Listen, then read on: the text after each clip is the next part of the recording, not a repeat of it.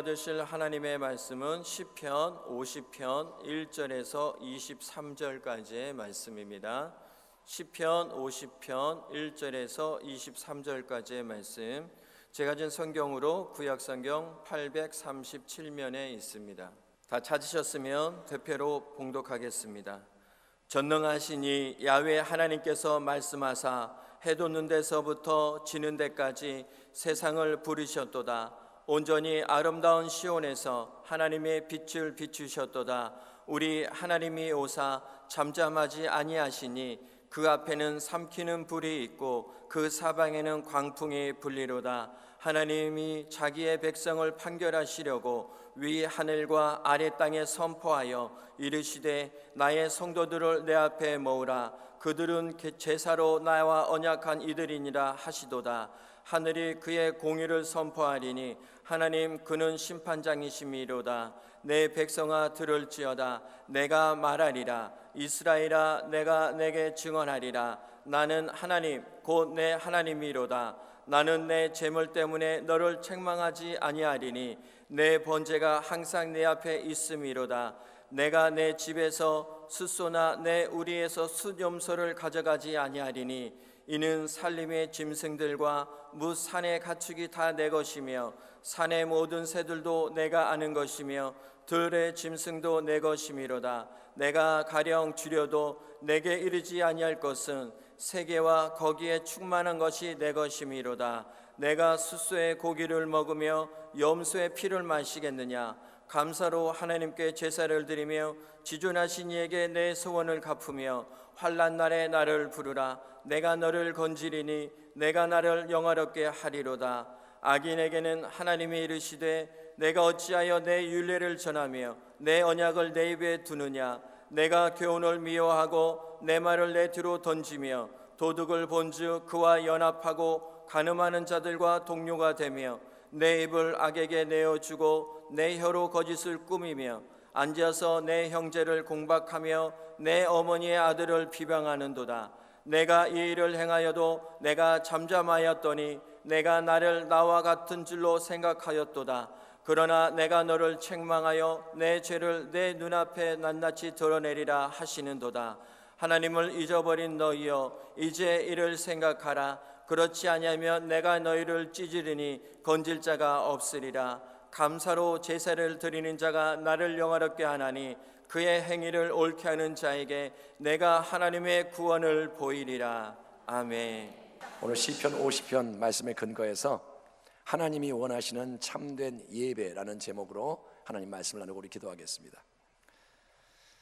성도 여러분, 구약 성경에 기록된 대부분의 시편은 하나님을 향한 성도의 다양한 기도를 그 내용으로 삼고 있습니다. 하나님을 향한 간절한 탄식, 탄원, 위기에서 구출된 자의 감사와 찬양, 하나님께 드리는 신뢰의 고백, 여러 가지 교훈, 이스라엘 역사의 회고, 이 모든 시편은 인간이 하나님을 향하고 그분께 인간이 말하는 게 공통점이지만 본문인 시편 50편은 그와 반대로 하나님이 친히 말씀하시는 내용을 인간인 우리에게 전달한다는 면에서 특별히 흥미롭습니다. 신탁이라 그러는데 하나님이 말씀하시는 거예요. 하나님은 눈에 보이지 않지만 우리 하나님은 살아계신 인격적인 하나님이심을 믿으시기 바랍니다. 그래서 하나님은 우리에게 또한 말씀하시는 하나님이신 겁니다. 그분의 말씀이 이렇게 시작됩니다. 전능하신 이 야훼 하나님께서 말씀하사 해 돋는 데서부터 지는 데까지 세상을 부르셨도다. 온전히 아름다운 시온에서 하나님이 빛을 비추셨도다. 우리 하나님이 오사 잠잠하지 아니하시니 그 앞에는 삼키는 불이 있고 그 사방에는 광풍이 불리로다. 하나님이 자기의 백성을 판결하시려고 위 하늘과 아래 땅에 선포하여 이르시되 나의 성도들을 내 앞에 모으라. 그들은 제사로 나와 언약한 이들이니라 하시도다. 하늘이 그의 공의를 선포하리니 하나님 그는 심판장이시미로다.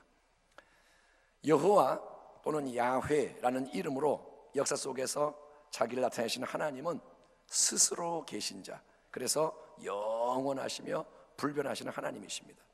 그분은 말씀으로, 전능하신 말씀으로 천지 만물을 창조하신 창조주시고 모든 것 지으신 것을 다스리시는 절대 주권의 하나님이십니다. 그 하나님은 이제 해 돋는 데서부터 해 지는 데까지 온 세상의 모든 공간, 모든 시대의 사람들을 부르시면서 위로는 높은 하늘과 아래로는 광활한 땅을 증인 삼으시는 가운데 자기 백성인 성도들을 불러 모으시는데 그 이유는 하나님이 공의로운 재판장으로서 판결을 내리기 위해서라고 저자 아삽이 밝히고 있습니다.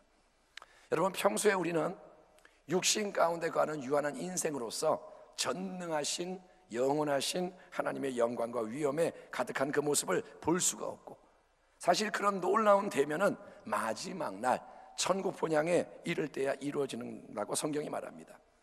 기약이 이르면 하나님이 그의 나타나심을 보이시리니, 기약이 이르면 하나님은 복되시고 유일하신 주권자이시며 만왕의 왕이시며 만주의 주시오, 오직 그에게만 죽지 아니함이 있고 가까이 가지 못할 빛에 거하시고 어떤 사람도 보지 못하였고 또 볼 수 없는 이신이 그에게 존귀와 영원한 권능을 돌릴지어다. 아멘.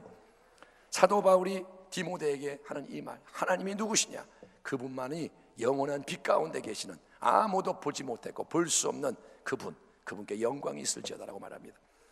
근데 하나님은 그분이 원하실 때 원하시는 자에게 원하시는 만큼 그분의 영광스러운 모습의 일부를 이 땅에서도 나타낼 수 있기 때문에 본문 2절 3절을 보면 하나님은 온전히 아름다운 거룩한 산 시온에서 영광의 빛을 비추시며 그분 앞에 있는 삼키는 불, 사방에서 부는 광풍의 위엄으로 임하실 거라고 아삽이 노래합니다.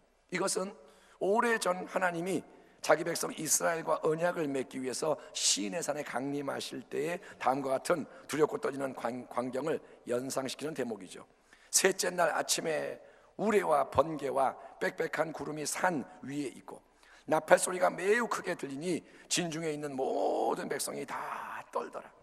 모세가 하나님을 맞으려고 백성을 거느리고 진에서 나오매 그들이 산기슭에 서 있는데 시내산의 연기가 자욱하니 야훼께서 불 가운데서 거기 강림하심이라. 그 연기가 온기가마 연기같이 떠오르고 온 산이 진동하며 나팔 소리가 점점 커갈 때에 모세가 말한즉 하나님의 음성으로 대답하시더라. 여러분, 이처럼 창조주이시며 통치자이신 하나님이 다시 큰 영광의 위엄 가운데 시온산에 임하실 때 그분은 심판주로서 자기 백성을 불러 모아 심판하실 건데, 5절에서 우리가 주목해야 할 중요한 표현은 하나님이 자기 백성인 성도를 가리켜서 그들은 제사로 나와 언약한 이들이니라 라고 선언하시는 말씀입니다. 한번 따라합시다. 그들은 제사로 나와 언약하였다. 하나님과 우리의 관계는 근본적으로 쌍방적인 언약의 관계라는 진리를 명심하는 게 아주 중요합니다. 하나님과의 관계는 뭐냐? 언약. 부부가 결혼을 하는 것은 서로 간에 평생을 위한 언약을 맺는 거죠. 결혼은 뭐냐? 약속입니다. 그러나 이기적이며 불충한 이 시대 사람들은 그 언약을 너무나도 쉽게 깨트린다는 게 문제인 거예요. 결혼을 하는데 이기적이고 너무도 불충하고, 그래서 결혼을 약속을 무시해버리는 거예요. 외도하고 자기 마음에 안 맞으면 이혼해버리고. 마찬가지로 하나님과 우리의 관계도 서로에 대한 절대적인 사랑과 헌신과 충성을 약속하는 관계이기 때문에 하나님은 십계명을 통해서 너는 나 외에는 다른 신을 내게 두지 마라, 너를 위해 어떤 형상의 새긴 우상도 만들지 말며 그것에 절하거나 섬기지 마라, 또 너는 나 하나님 야훼의 이름을 망령되게 함부로 불경하게 부르지 말며 안식일을 기억하여 거룩하게 지켜야 한다, 엄히 하나님이 명령하시는 겁니다. 이와 같은 언약관계의 기초 그리고 중심이 되는 것은 제사라는 단어를 통해 표현되는 예배입니다. 4절 5절 보면 하나님이 자기의 백성을 판결하시려고 위 하늘과 아래 땅에 선포하여 이르시되 나의 성도들을 내 앞에 모으라, 그들은 제사로 나와 언약한 이들이라 하시니라. 하나님은 그의 백성인 성도들이 우리가 마음을 다하고 뜻을 다하고 힘을 다하고 목숨을 다해서 오직 하나님 한 분만을 사랑하는 인생이 되기를 바라시며, 아멘. 그 온전한 헌신, 전적인 사랑을 특별히 예배 안에서 예배를 통해 순전하게 나타내기를 원하시기 때문에 하나님은 예배를 사랑하시고 예배를 기다리시는 줄 믿습니다. 그처럼 소중한 예배에 대해서 재판장이신 하나님이 이렇게 말씀을 이어가십니다. 7절에서 13절. 내 백성아 들을지어다. 내가 말하리라. 이스라엘아 내가 내게 증언하리라. 나는 하나님 곧 네 하나님이로다. 나는 네 재물 때문에 너를 책망하지는 아니하리니 네 번제가 항상 내 앞에 있음이로다. 내가 네 집에서 수소나 네 우리에서 수점소를 가져가지 아니하리니 이는 산림의 짐승들과 무산의 가축이 다 내 것이며 산의 모든 새들도 내가 아는 것이며 들의 짐승도 내 것이미로다. 내가 가령 추려도 내게 이르지 아니할 것은 세계와 거기에 충만한 것이 내 것이미로다. 내가 수소의 고기를 먹으며 염소의 피를 마시겠느냐. 하나님은 자기 백성과 예배에 근거한 언약을 맺으셨기에 예배를 사랑하시고 예배를 기다리시는 하나님이십니다. 이스라엘 백성은 수시로 번제의 제물을 하나님께 성실히 잘 드리는 예배자였습니다. 그래서 하나님은 네 제물 때문에는 너를 책망할 게 없다. 너의 번제가 항상 내 앞에 있기 때문이다 라고 말씀하시는 것은 일단은 굉장히 좋은 부분입니다. 그러나 이스라엘 백성이 올려드린 수많은 제사 예배는 비록 그들이 아주 성실하게 형식과 절차, 외적인 규정의 면에서 보면 전혀 이상이 없는 완벽한 의무 이행을 했을지 모르지만 하나님 보실 때는 근본적인 결함이 있는 심각하게 오염되고 부패한 예배였다는 게 문제인 거예요. 껍데기는 이상이 없는데 냄새가 나요. 문제가 커요. 이상이 있어요. 하나님이 말씀하십니다. 너는 내가 제물로 드려지는 수소의 고기를 먹고 염소의 피를 마시는 배고프고 줄인 신이라고 생각하느냐? 너는 내가 배가 고파서 네가 개한테 밥 주듯이 나에게 고기와 피를 주는 것을 받아 먹으려고 기다린다고 생각하냐? 네가 나에게 번제의 제물로 바치는 게 내게 없어서 내가 너를 기다리고 의존하는 거라고 착각하느냐? 아니, 하나님 말합니다. 나는 네게 있는 수소나 수점소를 가져갈 필요가 전혀 없는 이유는 세상의 모든 짐승과 가축, 산과들의 모든 생명체, 세계와 그 속에 충만한 것이 다 내가 하나님이 손수지은 나의 작품이요 나의 소유이기 때문이다. 사실은 너 자신의 생명과 네가 가진 모든 것, 네가 나에게 제물로 바친다고 가져오는 것도 원래는 내 것이기 때문이다. 그러니 형식적으로 제물을 잘 바치고 제사를 잘 드려준다고 해서 나 하나님이 마치 배고픈 거지가 밥 먹여주면 좋아하며 굽실대듯이 너에게 고맙습니다, 잘 먹었습니다, 이 은혜 어떻게 갚을까요, 내가 뭘 해줄까요? 라고 반응하는 거라고 오해하지 마라. 하나님 말씀하시는 거예요. 하나님은 여러분 우리가 예배에 빠지지 않고 잘 나와준다고 해서 감지덕지하는 분이 아니십니다. 우리는 매번 헌금을 드립니다. 어떤 때는 좀 두둑하게 더 많이 드린다고 해서 하나님이 좋아하는 분도 아니십니다. 다시 한번 말씀드리지만 이스라엘 백성이 정기적으로 집행한 제사 예배는 형식적인 면에서는 하나님 보실 때도 책망할 게 없는 성공적인 예배였습니다. 그러나 하나님은 인간처럼 외모와 포장만 보시는 분이 아니시라 하나님은 중심을 보시는 분. 아멘. 하나님은 마음을 살피시는 분. 아멘. 하나님은 꿰뚫어 보시는 분. 예, 그 하나님이 우리의 하나님이라는 거예요. 그렇기 때문에 가인과 아벨 두 형제가 똑같이 제사를 드렸지만 형 가인과 그의 제물은 연락되지 않았던 것처럼 아무리 겉으로는 이상무 흠잡을 데 없어도 마음에 문제가 있는 껍데기만의 예배는 하나님이 받으시지 않으시고 받으실 수 없는 겁니다. 그래서 하나님은 자기 백성에게 언약의 관계에 합당한 참된 예배, 아멘, 그냥 예배가 아니라 너와 나의 언약에 합당한 참된 예배를 드려라 새로이 명하십니다. 14, 15절. 감사로 하나님께 제사를 드리며 지존하신 이에게 네 소원을 갚으며 환난 날에 나를 부르라. 내가 너를 건지리니 네가 나를 영화롭게 하리로다. 아멘. 이 말씀에 의하면 하나님이 우리에게 바라시는 참된 예배는 세 가지인데, 첫째 참된 예배는 뭐냐? 그거는 감사로 올려지는, 감사가 넘쳐나는 예배인 줄 믿습니다. 마지막 절이 23절에서 아삽은 감사로 제사를 드리는 자가 나를 영화롭게 하나니라는 선언을 통해서 이 진리를 다시 한번 강조하고 있습니다. 여러분, 왜 예배에서 감사가 본질적으로 중요하고 필요할까요? 어째서 감사함으로 하나님께 예배 드릴 때 하나님께 영광이 돌려지는 걸까요? 그 이유는 우리의 감사는 모든 것이 하나님의 선물이요, 모든 것이 은혜요, 하나님의 선하신 역사 때문임을 고백하는 것이기 때문인 줄 믿습니다. 우리는 여러분 너무나도 많은 것을 당연하게 여기기 때문에 감사하지 않고 살아가는 것 같습니다. 당연하니까 감사를 안 해. 아니 내가 태어나고 싶어 태어났나? 나를 낳아줬으면 길러주고 돌봐줘야 할 책임이 있는 거지. 부모로서 당연히 해야 할 일을 하면서 그것도 다른 부모들보다 잘해주는 것도 없으면서 뭘 생색내고 그래. 이놈의 집구석 빨리 떠나야지. 짜증나서 못 살겠다.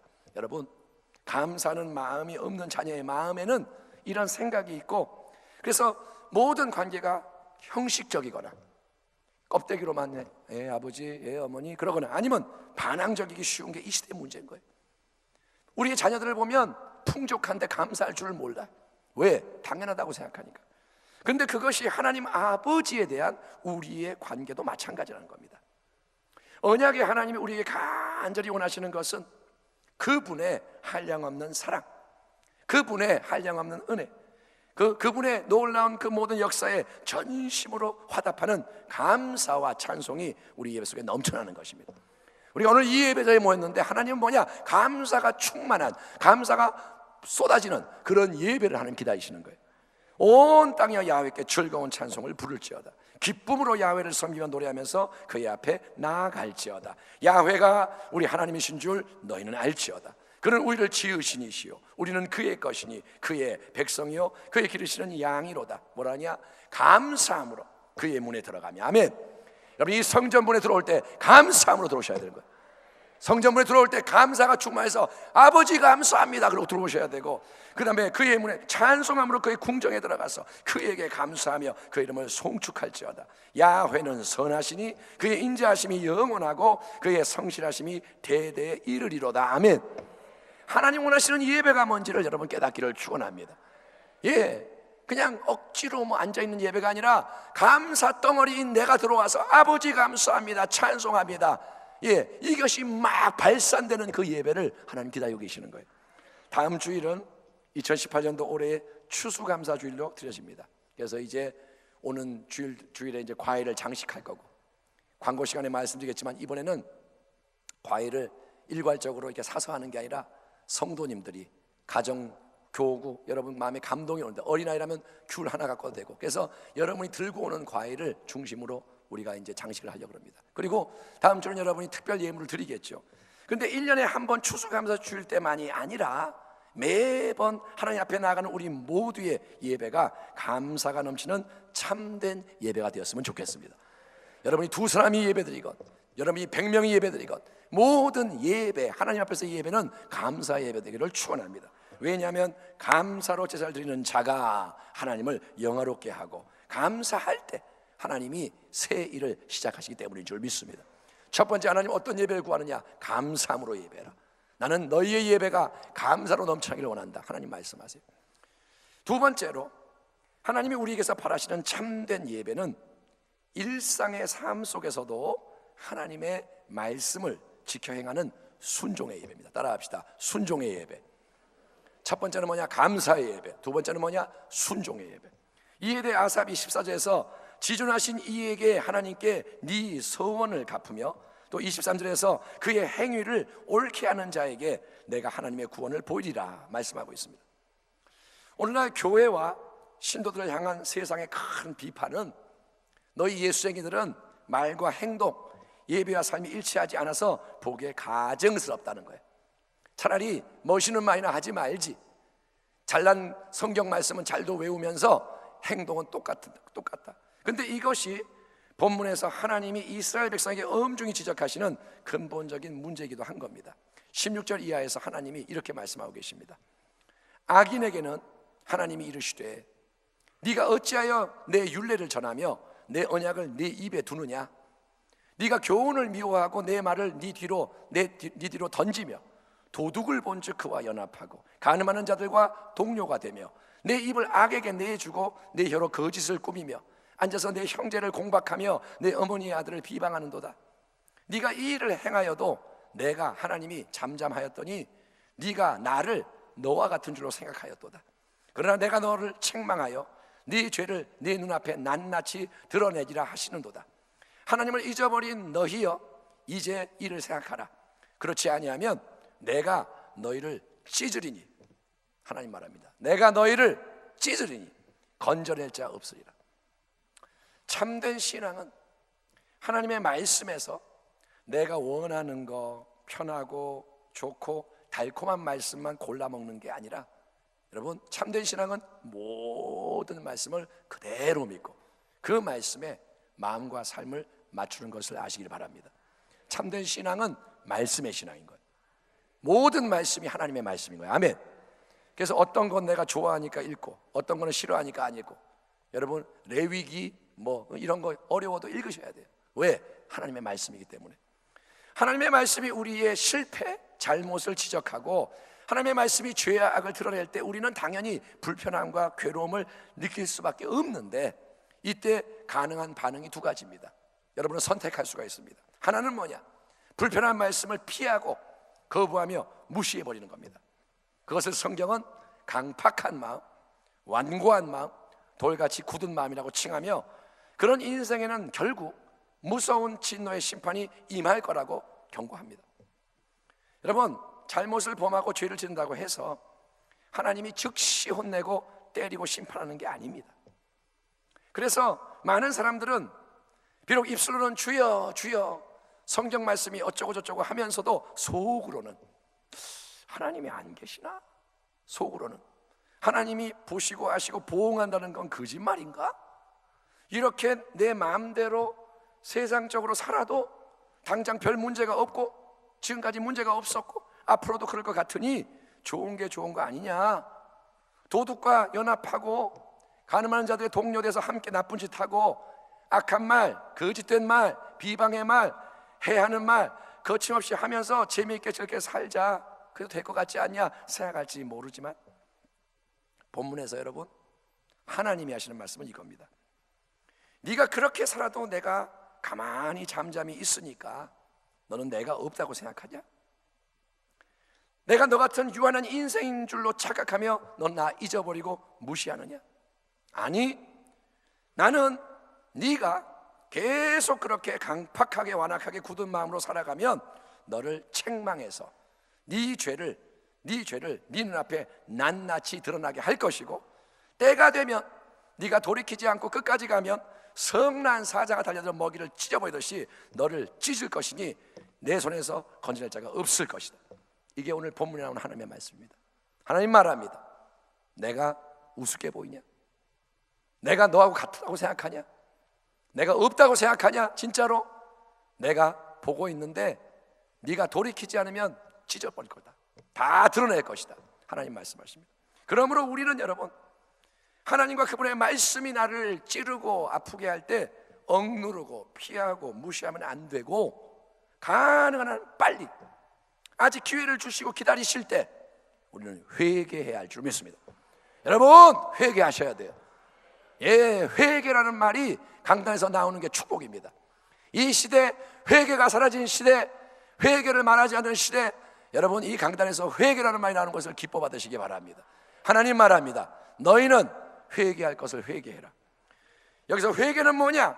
우리는 감사함으로 예배를 드릴 뿐 아니라 삶에서도 하나님 말씀에 더욱 순종하는 예배자가 되기를 결단하고 그 일에 힘써야 할 줄 믿습니다. 마음과 삶의 변화를 통해 드려지는 참된 예배, 하나님이 받으시는 순종의 예배가 뭔지를 사도 바울은 로마서 12장에서 이렇게 설명하고 있습니다.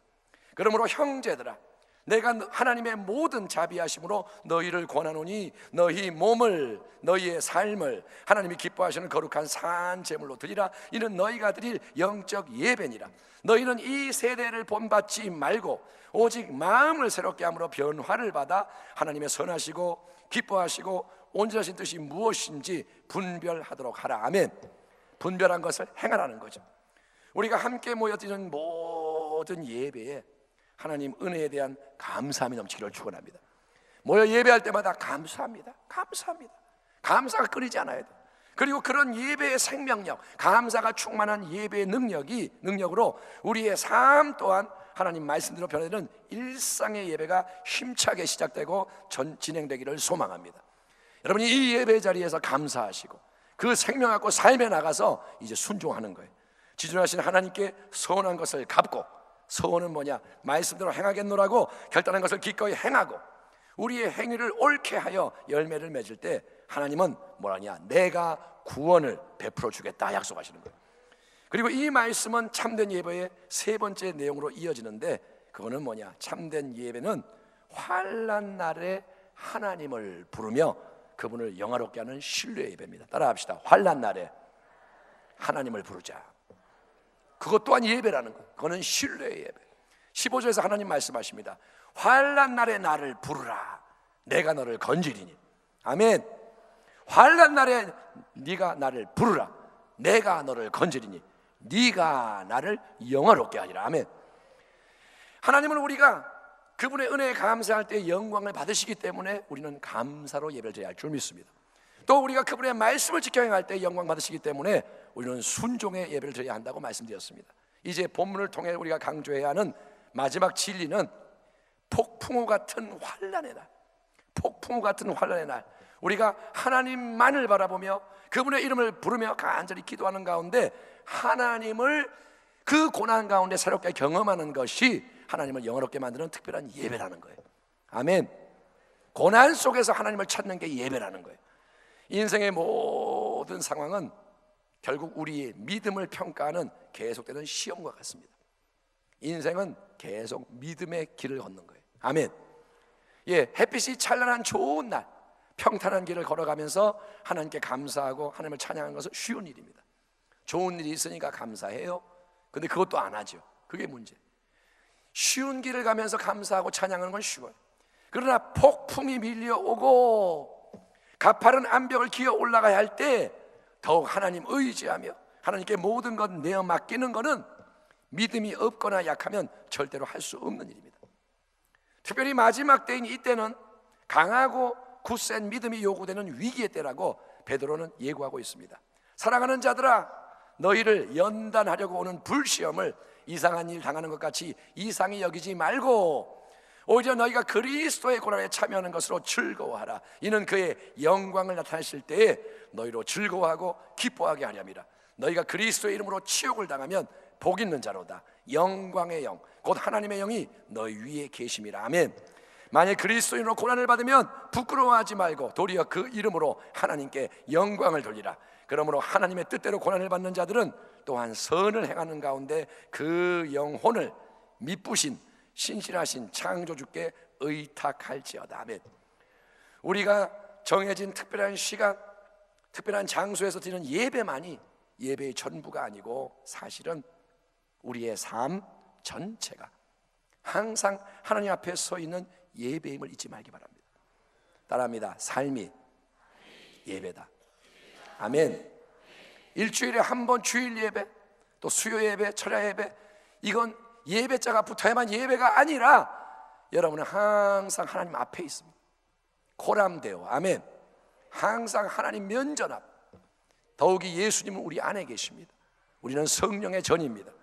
그러므로 여러분, 특별히 인생이 어렵고 힘들 때, 만약에 지금 여러분이 버겁다면, 괴롭다면 바로 지금 이때가 더 하나님 바라보며 더 하나님 의지하며 하나님께 부르짖어 기도하고 순종함으로 하나님을 새롭게 강력하게 예배할 때인 것을 아시기 바랍니다.